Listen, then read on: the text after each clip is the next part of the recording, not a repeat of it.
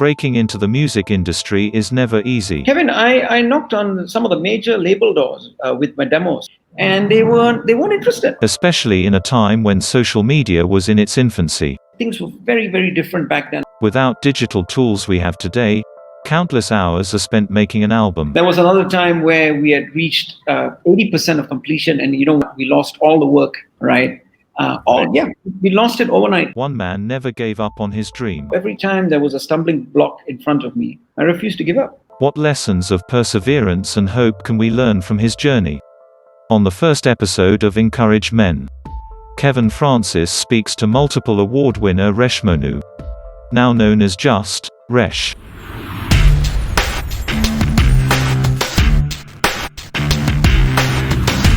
Hey Resh, welcome to Man Up Malaysia. How are you doing? I'm trying to mimic that image logo that you put up front, right? I'm sure you can do that very well in the gym, right? Well, bro, I'm a peaceful chap, Kevin. We come from the same school. I think you can attest to that, right? Yeah. I've never been the aggressive sort. Nor have you. But we take out our bad chi in the gym, yes, but not boxing. I think our motto was love all, serve all, right? Amazing. Kudos to you. You remember that. Hey Resh, this is a brand new series. Man Up Malaysia is all about health. So we're in our 40s already, and I don't know about you, but I experienced some changes in my body and stuff. So coming to grips with all of that, I started a podcast called Man Up Malaysia to talk about men's health, even sexual health and mental health. Right, eyebrows went up. Yeah, sexual health. Yeah. But looking at the situation that we're coming in, and COVID and all of that, I wanted to do something a little more positive and encouraging. That's why I've decided to come up with Encourage Men, like encouragement. And you are the first person I'm talking to about this series, Encouragement. You're number one, man. Hey, you never told me it's a debut show, bro. My God.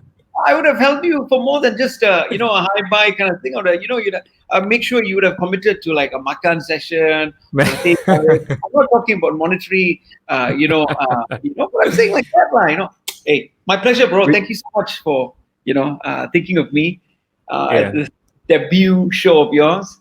Bring it on, man. Yeah. What are the questions? Let's fire away. Let's All go. right, man. So actually, there are two main things I want to talk to you about. But before that, you just had a COVID scare. What was that like? Oh, man. An eye-opener, to be very honest with you. I was in touch with a COVID-positive patient for all of 2 minutes, buddy. That's it. And that's all it takes. Yeah. That's all it takes. And of course, he had no idea at that time that he was COVID-positive. So on the very next day, it was very responsible of him to contact trace and to also inform the government. And of course, then they went through their due diligence, their processes, whatnot. And cut long story short, I was put under 14-day quarantine, right? I mean, we've been under quarantine before, but this is very different because I didn't have the children with me. Lucky for me, I didn't have the kids. They weren't with me. The family wasn't with me, and it was a little bit more easier to contain myself. And lucky for me, I've always looked at things very positively, Kevin. So I always like turning a negative situation, or rather trying to turn a negative situation into a positive situation. That's always been my motto. That's how I've always operated, right? So, being a bit of a scare. Yes, of course, I was scared. Even though I tested negative on the first test, what's happening around Malaysia right now is a lot of asymptomatic cases, right? So you could be carrying COVID-19, you wouldn't even know it, right? Because you're not showing any signs and whatnot, right? So having all these possibilities in my mind, it was nerve-wracking, but I can tell you that what really kept things together for me was the strong personality and character that I have within me, to always keep moving. And because we are Facebook friends as well, and I see you post a lot of pictures about your boys. You got 3 boys, right? Yes. What's your ages? My eldest is 15, second chap is 13. and the youngest chap is 8. And all 3 boys are never a dull moment. But I'm sure it's very difficult for you, because I see you spend so much of time with those boys, and to really be away for 14 days, that was quite difficult, right? You have no idea, bro. As parents, right? We know that eventually we'll have to let the the birds fly away, and let them. But you never want things like that to happen at a very young age, because this is these are the moments you want to be constantly with them. The molding process, the hanging out, So, but bro, having said that, 14 days can last. 14 days, but if you turn around and tell me like 2 or 3 months, yes, I think I think you'll be seeing doing more vigorous workouts, like, just to keep my health. Oh boy, I wonder how you're going to let them go when they go to college or university overseas. See, I have all these years to prep for that, okay, Kevin? I have all these years to prep for that, so it's all good. Wherever they go, you're going to book the house next to it, right? No, bro, no, I don't think I'm going to be that kind of a parent, I do want them to, experience their freedom, their trials and tribulations, without having to, without the I wouldn't say daunting thought that the father and mother is just a stone throws away, but but I want them to go through life, what we call life. Yeah. But what did you do during those 14 days to keep yourself occupied? Well, I tell you what I did on the very first day. I put out a list of things that I was going to do at home, and that list basically included a lot of housework. I've been wanting to clean the exterior up, so I got right to it. Yeah. Let me check that list. Did you do it, or did your wife do it to get you to clean up the house? It was me. Trust me. For those of you who know me, it's me. It's definitely me. So I've been. I actually, believe it or not, Kevin, I am very domesticated. As much as you like to believe otherwise, growing up in a family where I kid you not, we were washing our own toilet, our own bathrooms. We were cleaning up after our own mess. The cooking bit was something that I would say is not to say that I haven't cooked before, but it's something relatively new in a sense, like it became a necessity. So I thought, hey, why not? Since my late dad was a brilliant cook, and I think I've got maybe somewhat 5% of his genes. I thought, let's put it to test, right? What sort of food did you cook? Western, Indian? Combination, bro. Combination, Come on, we live in a rojak. Fusion, brother. Whatever. But you see, one thing though, I'm not on any particular diet, Kevin, but I've always watched what I eat. And the one thing that I've always been very, very particular about is my rice intake. Rice has not been a staple of my food intake for a long, long time. Wow. So I do. Yeah. So rice for me is like a reward. I treat it more like a reward, like a let go reward session at the end, maybe on the weekend. So what I do is I fill up my intake with a lot of other stuff like vegetables, meat, and of course stay away from the from excessive sugar. And I think I've come to a stage, Kevin. Where I've learned to listen to the most important thing that one person has, and that's their body. Listen to your body. That's great advice there. Now, you also did a lot of workouts during the 14 days. Plenty of workouts. In fact, kind of upped my workout scales. Did some tough ones. A lot of cardio workouts. A lot of metcons. In short, metcons actually what we call metabolic conditioning, right? So it's kind of like it's also somewhat like a HIIT, high intensity interval training, but metabolic conditioning is basically spurts of high intensity work over a certain period of time, and then you have moments where you're really working it, then you have rest moments, and so basically you're really playing with your metabolic rate. So that's why the whole metabolic conditioning comes about. Right.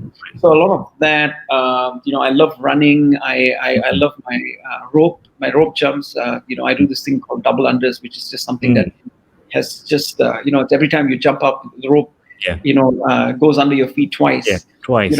Yes, exactly. So that makes a really nice whistling sound, and me coming from the music background, it's very therapeutic. I would be very honest, you know.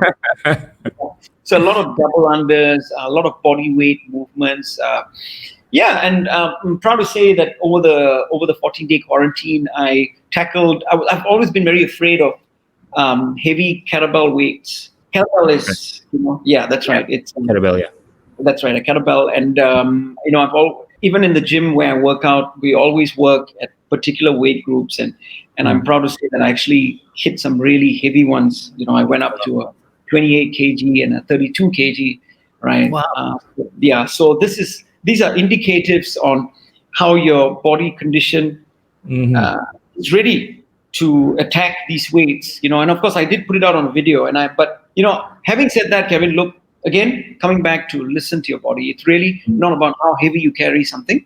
It's about how effectively you carry it, the form in which you carry it, and most importantly, your body has to be ready for it. So this is not something that I woke up last night saying, hey, I'm going to attack that 28 kg kettlebell. No, it's nothing like it. It's been something that's in my mind, has been in my mind for a bit. So I worked my way up to it. Yeah. Right. So a lot of milestones achieved during the 14-day quarantine. Awesome. I want to talk more a bit about your workouts a little later, but first, like I said, when I called you up, to come on the show, one of the reasons is, I'll be frank with you, Resh, I probably never told you this before, but when I face challenging times, right, when I'm about to give up, right, I think of you. Wow. Because we go way back, right? And I know it took you quite a long time to break into the industry. Every time we'll after school, every time we bump into each other, we'll say, hey, what are you up to, man? And you say, oh yeah, my album's coming out. And the next year we'll come, hey buddy, what's up? My album's coming out, And at one time, I'll be honest with you, me and some of the guys were like, hey, is this album ever gonna come out? You know what I mean? Yeah. And for me, because I listen to a lot of motivation videos and stuff like that, like Bob Proctor and all that, it's the thing that, you have that idea and you keep it with you no matter what until it becomes a reality. And that itself is success itself. You know what I mean? Wow. So that's why I thought, like I said, for the first episode of Encourage Men, I wanted to speak to you because I don't want to talk about Reshmonu just yet. I want to talk about before Reshmonu. You know what I mean? All right, I got you. Yeah, so set the scene for us, from the time you wanted to become a singer, an artist, performer, what was it like? I mean, we didn't have YouTube or Facebook back then. How difficult was it? Tell us about what is this scene like? Well, okay, first I'm touched, Kevin. I had no idea that you looked at me as somewhat of someone to keep pushing you. Hey, I'm humble, bro. Thank you very much. Inspiration. Thank you. You caught me. I'm a little bit off guard here, right? but Kev, going back to when I first started, I think the first biggest milestone was actually finishing my first album, Monumental. It was a very, very intricate process of having to learn, production techniques, recording, trying to find the first album took me 3 years, almost 3 years to complete. So that's why you kept seeing me, in spurts saying, yeah, it's coming out, guys, it's coming out. It's because it was, but you see, time and place, buddy, time and place. And what happened within the 3-year period was a learning process. In fact, I used to talk a lot about this during my initial interviews, about Monumental, the success of Monumental. There were times where we had completed about 60% of the album, and then we had to restart again because I realized, hey, no, something's not right. There was another time where we had reached 80% of completion, and we lost all the work, right? We lost it overnight because our backups. You see, coming back to what you said, things were very, very different back then.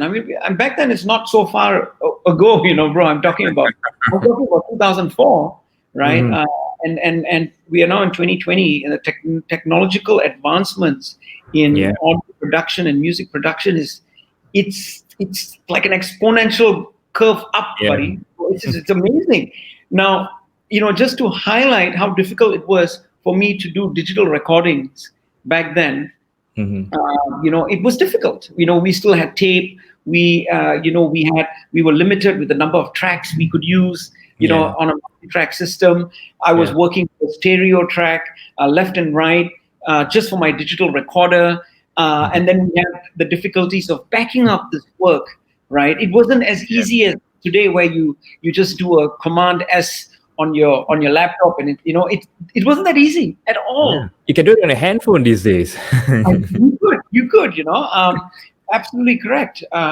So yeah, there were technological barriers that I had to learn, and overcome, right? Then at the same time, the music process in itself, the music genre in Malaysia was growing. I was trying to find my unique placement in the system. I mean, one of the things you said, yes, is a very difficult entry into the market, only because I come from the urban English music scene, which is a very small pocket in this major Malayu or Malay-based listeners demographics, right? So at that point in time, what was going to be key for me? What was going to be the key differential point, for my first album for me? And yeah, I mean, suffice to say that took about 3 years for me to get what I needed to get, And finally, when I was ready, I put it out there. And then, honestly, Kevin, by the time it was out there, buddy, I was ready.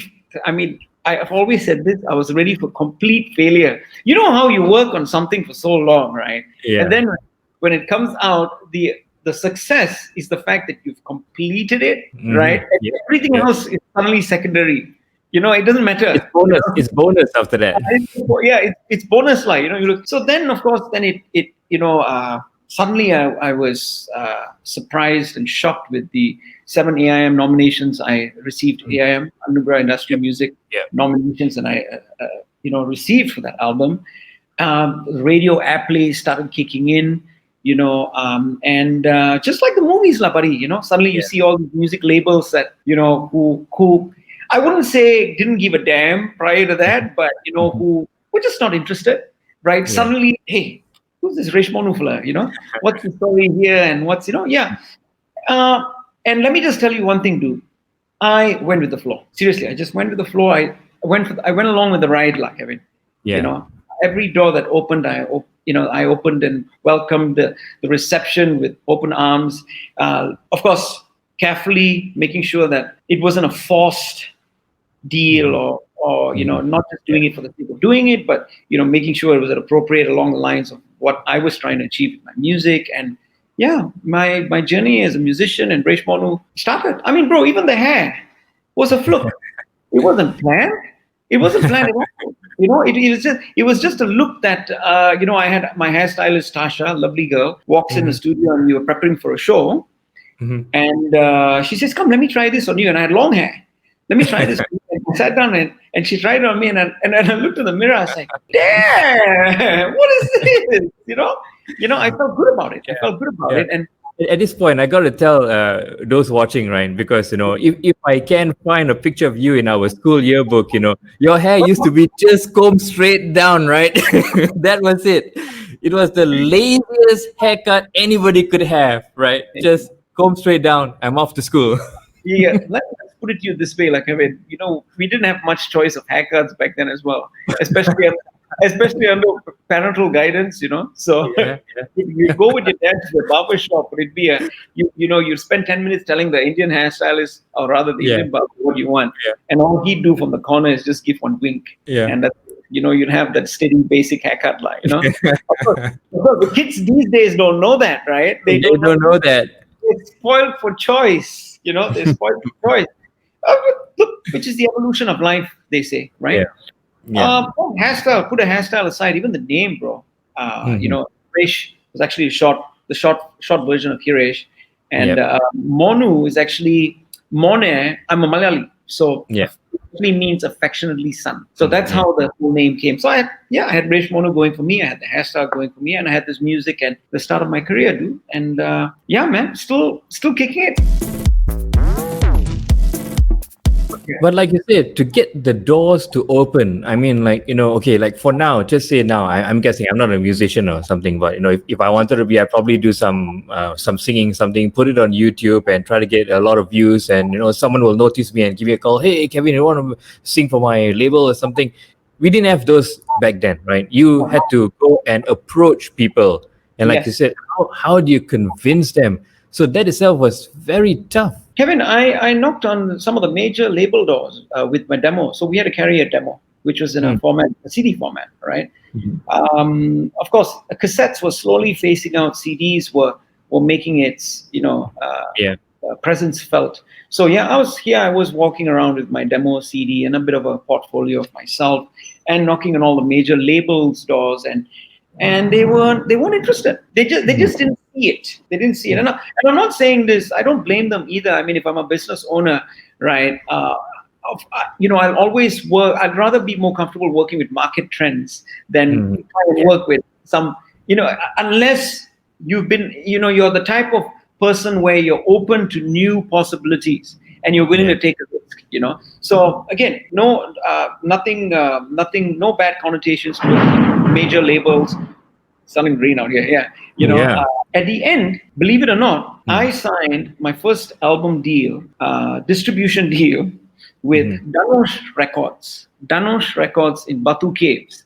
And Dhanush Records is an Indian, and prior to this, they have never distributed albums, right? Mine was the first. I was lucky enough to have a conversation with Mr. Desmond, who was the owner at that time. And he agreed to all my terms. He loved the album. He was willing to take the risk with it, and we signed a deal over Teh Tarik, like Kevin. Wow. Yeah. That's an awesome story right there. I'll never forget that, And I remember him asking me a question. He says, Resh, why us? And I remember telling him right back, why not? What's wrong with an Indian distributor? Yeah. What's wrong with a Chinese distributor, man? If you believe in the product, you have the distribution ring, you know how to get to, retail shop to retail shop. Yeah. It doesn't necessarily have to be a major, right? Yeah, but I was quite tough on my terms, like, I also wanted to make sure that I won't forget this as well. I was quite proud. My CDs were being sold at 40 ringgit at that point in time, right? I remember I said, no, my CD has to be sold at 26.50, right? Oh. So it was almost half the rate, right? And of course, Desmond was like, "Huh? Are you sure you're gonna start a good album?" I said, "No, bro. And I know the cost of a CD print, right? So let's not please the listeners anymore, okay? 40 ringgit is an import CD price, which was there around that year 2004, because we weren't printing CDs yet here in Malaysia. Right. We were printing CDs in Singapore. We were bringing it down. There was taxation. Right. I understand. But eventually, everyone got comfortable with the 40 ringgit price tag, right? Even once we had our own distributors and printing houses here, right? We didn't change the price. And I've always believed, Kevin, that was probably one of the biggest reasons why piracy just boom. Remember piracy? CD piracy? Yeah. Because the pirates knew that we were fleecing the commercial market. People were just paying through their nose for a CD, and here they figured out, hey, ini banyak mula lah, apa diorang buat compilation, boom. What do you want, dude? Yeah, it doesn't take a genius to figure that one out. No. So yes, in short, Kevin, coming back to what you were trying to stress, very, very difficult. It was very, very difficult. It was not as easy as being able to email a demo across to a record label, or having to set up virtual meetings, or putting things out on YouTube. We didn't have Instagram. We didn't have Facebook. Facebook was just very, very new, but I don't think it was. We had MySpace. We had Friendster and MySpace. Yeah. We had Friendster. But you couldn't do much with Friendster. You couldn't put a listening. You could put listening music. I mean, if memory strikes me correct, you couldn't do that. So very, very different medium. So apart from how you approach your album and all the awards you've won, and opening with Pussycat Dolls and all that, What were you most proud of in terms of your ability, your resilience, and perseverance? What were you proud of about your character? I never gave up. You said the right word, perseverance. I just never gave up. Every time there was a stumbling block in front of me, I refused to give up. In fact, every time there was a stumbling block in front of me, that was fuel for me to achieve or do better. I'm the kind of person where, if I'm faced with a scenario, like I said earlier, even with Desmond, the label owner, right? If you turn around and ask me why, I'm the kind of person who'll go, why not? That's just my character, because really, actually, if you think about it, nothing is impossible knowing in all possibilities.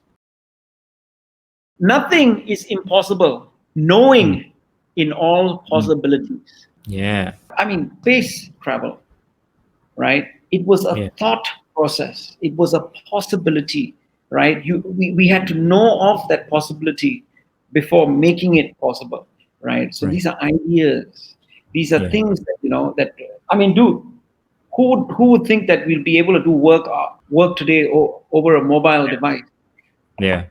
It started off with a possibility of an idea. So and there's a lot of people who think about why they can't do something instead of thinking why they can do it. Right. And a lot of people see, this is what I won't make this a general finding per se, but you see, let's talk a little bit about our culture, the Asian culture. We are a very subdued culture, right? It's only now that I would say over the past 10 years now with media exposure, right? We ourselves have started, expressing ourselves differently. Yeah. Kevin, in the same light, you've always known me to be, out there, right? But at the same time, I can turn around and tell you that I've always known you to be very quiet sometimes, and that's my memory of you. Cool. Yeah. But you see, now you've become a radio personality, and you've evolved with time. So coming back to our culture, right? Generally, there's a big pocket of very careful people, sensitive, careful, easily demotivated, sometimes lazy, sometimes borderline lazy. I'm going to tell it like it is. Always looking for the quick shortcuts to success. There's no such thing. There isn't, right? Easily emotional about outcomes. Yeah. I'm sensitive. Don't get me wrong. I am sensitive, but there's a time and place lah. And we got to be thick skin lah. We got to be thick skin. You want something, you got to be thick skin, right? We got to be go-getters lah, bro. Yeah. So coming back to what I'm trying to get here is there's been a culture change as well. And I think in order to persevere and move forward, you really have to dissect one's personality. You have to decide what are the things that need to be changed, right, within yourself, right? If you're about to step into the creative world, right, there are going to be opinions. I always tell this, opinions are like assholes. Everybody has one. It's a fact, right? So you're gonna have to accept it. Music is like a dish. Some people like the song, some people don't like it. Can't win everyone, lah, bro. Can't win everyone. So you see, you got to put the emotional cohesion aside. You got to put the sensitivities aside. You got to give yourself a big kick in the ass if you really want to get something done. Yeah. That's what's lacking here in Malaysia, if you ask me sometime. Yeah. I feel that a lot of us are a little bit too careful, too laid back, too emotional, too sensitive, I don't think that these are necessarily the key elements to creating something new. Not successful. I'm just even talking about the fundamentals of creating something new. And then after creating it, being able to accept a failure and then telling yourself, okay, so what? We've fallen. Let's start building back up again, right? So you see, this is all things that, in short, we need to be go-getters, lah, bro. Thick skin, like you said, go-getters. That resilience. We need to be resilient. Yeah. Correct. Did you ever think of giving up and switching to another career? I think I remember you wanted to be a pilot also. I always wanted to be a pilot, actually. Always. But, my dad was in the aviation, right? So initially he wasn't very thrilled about the idea that, the fact that I wanted to be a pilot. And of course, back then, the very fact that I wear glasses, so eyesight was a bit of a limiting factor back then. Things have changed now. But back then. Just imagine now you're in the cockpit, all right, and either you're taking off or you're landing. How would you make the announcement in a melodic tune? Well, that's a tough one. All right. Well, ladies and gentlemen, you got to tighten your seatbelts because we're about to land. There you go. All right, awesome, dude. A little bit of a jazz right there. Okay, just a bit of a jazz. Okay, and then I'll probably get a letter from DC. I'm sorry, you have to revoke your pilot license because of melodious intercom messages. I've got to tag Tony Fernandez on this. Maybe he'll call you to give some vocal training to his pilots. Mr. Tony, yes, good man. Now, Resh, as I mentioned at the start of the show or this podcast, that someone watching this or listening to this might be thinking of giving up on their dreams, not just in music, maybe in business or another career altogether. But due to the COVID-19 pandemic and the economic situation, they might be thinking of giving up on their dream. What is your advice? What would you tell them right now? Look, we're all going through tough times right now, no doubt. The level and measurements differ from each personalities. I mean, my tough times are not going to be equivalent to your tough times. It's very different, right? Yeah. But nevertheless, we're going through tough times. Mm-hmm. Don't look at my Instagram and look at the fact that I'm smiling all the time. Yes, that's because I've chosen to portray my positivity. That's how I tackle my tough times. Mm-hmm. And I've always been very vocal about that. Doesn't mean that when you look at my Instagram, Resh is sorted for life. He's got money, bank, everything. No, that's bullshit. Right? That's not it. So Instagram, my Instagram account, my Facebook accounts, what you see is basically how I tackle my life. Right? I have decided to tackle it in a positive way. Every time I get knocked down or I'm sad or I'm upset, I've decided to, okay, fine, 14-day quarantine. As upsetting and shocking as it was, what did I do? I realized, shit, this is some serious stuff. If a 2-minute encounter with a COVID positive patient can alter my life for 14 days. People out there need to know that they have to be responsible too, right? So then I went out and I explained. Yeah. And when the police and the Kementerian Kesihatan people came to my doorstep to do a spot check, I asked them, I said, I want to video this. And they were like, I said, no, guys, people need to know that this is serious, So again, why am I telling you all this, bro? Mindset, mind over matter. These are things that we need, how we perceive. Rather, this is how I feel. This is how I've done it with myself, right? And I think to the people watching your podcast, to the men out there, guys, just because I'm smiling doesn't necessarily mean I've not faced failure. We all have. I'm smiling because I've decided to face it and I've overcome failure. But here's the best thing about it all is every time I overcome one barrier, there's another barrier, right? Yeah. And I might just fail at that too again, but I'm willing to do that. So I'm prepping myself, bro. I'm prepping myself in this in this world we call the stage. I'm prepping myself to be a strong character, which is why I work out, which is why I want to be a good, figure for my kids. Mm-hmm. Yeah, I want to be a positive role model for my kids. I want, with the hope that, just like how it's resonated in a different manner to you, Kevin, there are many other Kevins out there that, that I hope maybe 5% it helps. Now that we're moving to your workouts, why you work out every day. I mean, even if you weren't a performer, right, you would still be working out every day, right? Oh yeah. I have found the key component, the key ingredient to working out, buddy. It's very simple. Make it a lifestyle, a habit. That's it. If you have time to eat, shit, and sleep, slide that exercise in there, buddy. Trust me, it's one of the best things you could ever do. You see, I've been blessed with a high metabolic rate, so I'm always jumping around. Back in school, you didn't do much sports, did you? Kevin, I was table tennis, ping pong. Yeah. Right. But I wasn't I wasn't like, let's be honest, I wasn't the healthiest. I'm going to be very honest, right? I was a sugar freak. I'm one of those guys who would have, and I'm sure there's a lot more people out there who are just like me. Milo powder, condensed milk, mix it up. Eat Ribena.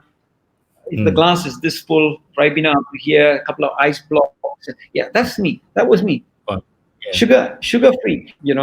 Asam boy, mofako, you name it, lah. All these things, right? And what happened? The change for me was after I got married, and my boys, when they arrived, and I think I realized that the importance of health, was going to be beneficial for not just me, but I had a bigger responsibility to play now for my kids. Yeah. I wanted you had to be there for them. Correct. So that's how it all started, and I've made it a lifestyle. So it's not a chore for me, working out anymore. Yeah, but the thing is, like once we touch 40 and above, we usually slack a bit. Like, why, when you settle down with your family and you pass 40, you're like, why do I need to work out? Maybe 2 or 3 times a week, but you go like every day, So there must be some big motivation there. No, I'm the motivation too. I then realized after playing the bigger responsible role for my kids, I realized that there's a bigger picture to this as well. It's me, my state of mind, my physical state, my physical health state, right? I might be 40, but I want to be a healthy 40, not a sickly 40.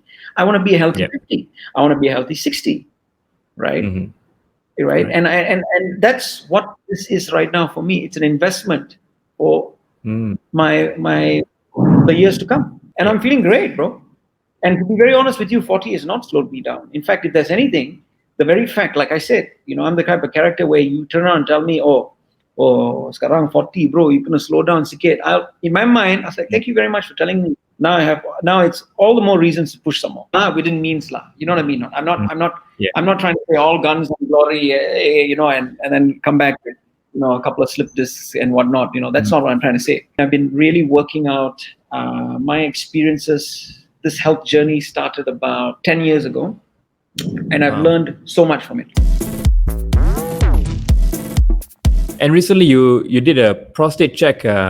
I caught that video with a Lite radio, and was it your first check? It was my first check. It was my first check. It was. I think it was very timely.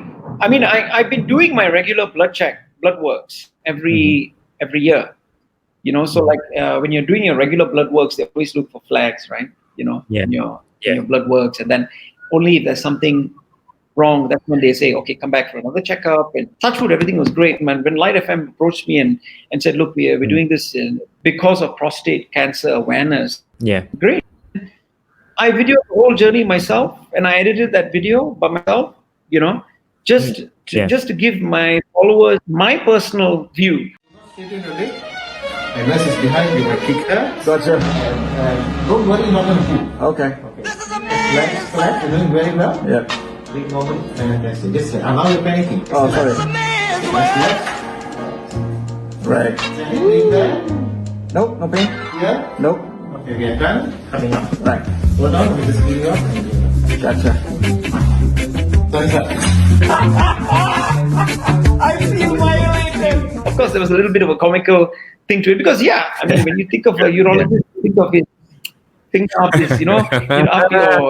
it's, just bring out the light, the situation. But it's awareness, bro. It's awareness. And I think all these campaigns are really, really helpful.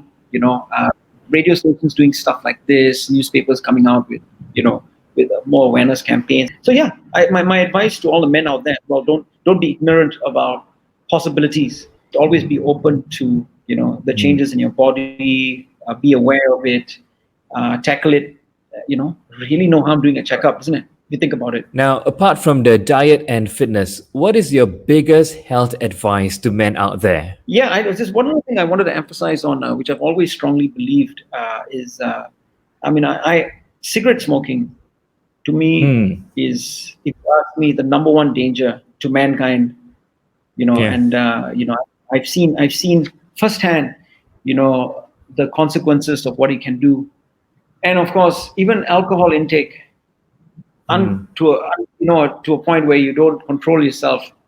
Yeah. All these things really. I mean, cigarettes, like guys out there, really, you don't need to just stop it. Because it's really, really, really detrimental to your health. If there's one big change you want to do apart from starting your exercise routines, is quit smoking. That's what you want to do. So, buddy, before I let you go, what can we expect from Resh in the years to come? And I also hear you're quite the entrepreneur, right? Currently, apart from my singing, my wife and I, we run lighting.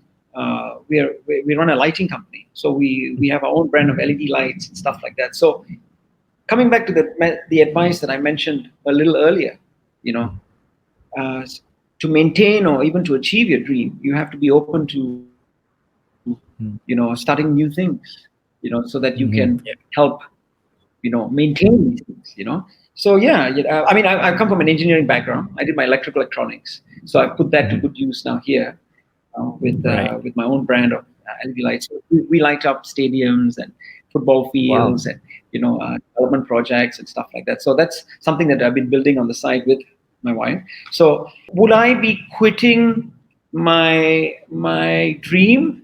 I don't think so, bro. Once you've been bitten by, being able to get up on a stage and being able to connect to so many individuals out there, it's a beautiful feeling. I don't think you'll ever want to trade that with anything else. So, in terms of your music career, anything coming up that you want to tell us about? Dude, this is the other thing. I was all set to kick off my next project, right? We were already in discussion stages, and it was going to involve a lot of traveling. I'm not going to give too much away. It was going to involve a lot of traveling, and of course, then the big C hit us, So now I'm currently re-strategizing. You see, 'cause I've never been the type of person to roll with an idea overnight. I might get the idea, but then it sits in my mind, and then I start looking at strategies and implementation and how are we going to tackle this. So that's always been the way I approach an idea. So now, since the COVID, another idea has hit me, and still very early stages. Personally, I don't think it's the right time to put out any new albums as of yet, because we've got this bigger issue to sort out. First, I think that. Sorry, not I think. I know that needs to be tackled. And once the people are in a better place, Malaysia's back on its feet again, right? I will let you know lah. All right. Hey Resh, it's been good talking to you. Catching up. Like I said, we've known each other for so long, but we've never had a chance to do this. Great for technology, we can do this, but hopefully next time we'll do it in person, man. Listen, thank you for reaching out. Thank you for having me on your show. I think you got something good going on right here. Man, all the best with this, and I hope that this, that you can get many more influencing characters on your show to tell it like it is. Yeah. But you're the first, man. You're the first. Honored. Thank you so much. Yeah. Hey, man. Yeah. Hey, best regards to the wife and the children, and take care, man. I'll catch up with you. All right. God bless you. Thank you so much. Okay. Thanks, buddy. That was Resh or Reshmonu. If you've been with him since the start of his career, I hope you were able to pick out some encouragement from our conversation as we aim to spread the message of hope, courage, and strength during this challenging time. If you like what you heard in this video, then make sure to like it and also share it with your family and friends, or maybe to someone who really needs to hear some words of encouragement right this time. And also, we would appreciate it if you could subscribe to our channel, Man Up Malaysia, and also tell your friends about us. I'm Kevin Francis for Man Up Malaysia, and I'll see you in the next episode of Encouragement.